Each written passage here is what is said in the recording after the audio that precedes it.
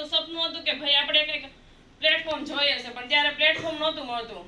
જ્યારે કોઈ આપણા સપના હોય છે તો એ સપના એમાંથી નહોતા પૂરા થયા. ઓલરેડી હું 40, 45, 50,000 ઇન્કમ મંથલી કરતી હતી, પણ ત્યારે કેવું હતું કે ભાઈ હાર્ડ વર્ક કરતા હતા તો આપણી પાસે કોઈ એક સારું પ્લેટફોર્મ નહોતું. પણ એવરગ્રીન સરે જ્યારે બતાવ્યું ત્યારે એક પ્લેટફોર્મ મળ્યું, અને એના પ્લેટફોર્મના માધ્યમથી મેં મારો એક ગોલ હતું કે ભાઈ મારે ઇન્ટરનેશનલ ટૂર કરવી છે.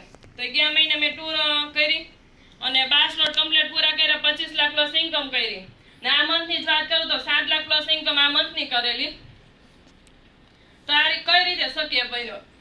પણ આપણે જ્યારે કોઈ બી બિઝનેસ કરવો છે તો કોઈ બી જગ્યાએ આપણે ટાઈમ આપતા હોય તો આપણે ગોલ પહેલા તો ક્લિયર, આપણો વાય ક્લિયર હોવું જોઈએ.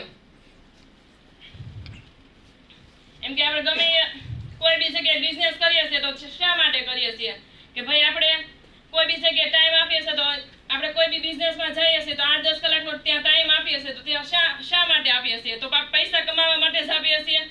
તો અહીંયા પણ એવરગ્રીન એક સારું પ્લેટફોર્મ છે. તો અહીંયા 1-2 કલાકનો ટાઈમ આપો તો અહીંયા તમારા મારું જેમ સપનું પૂરું થયું એમ તમારા બી સપના પૂરા થાય.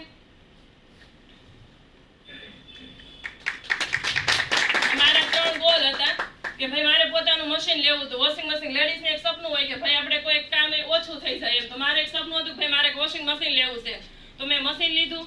બીજો ગોલ હતો મારે એક ઇન્ટરનેશનલ ટૂર કરવી છે, તો એ પણ પૂરી કરી. હવે ત્રીજો લાસ્ટ ગોલ છે કે મારે પોતાનું મકાન લેવું છે. આ વર્ષની અંદર હું કમ્પ્લીટ મારું મકાન પણ આમાંથી એવરગ્રીનમાંથી જ લઈશ. એ મારો ગોલ છે ને દિવાળી સુધીમાં, દિવાળી પછી હું પૂરો પણ કરીશ, આમાંથી જ કરીશ. તો આપણે મેન વસ્તુ છે કે સમય. તો આપણે બધા સમય તો બધી જગ્યાએ આપતા જ હોય છે, પણ પ્રોપર સમય ક્યાં આપવો જોઈએ? તો આપણે કોઈ બી બિઝનેસમાં સમય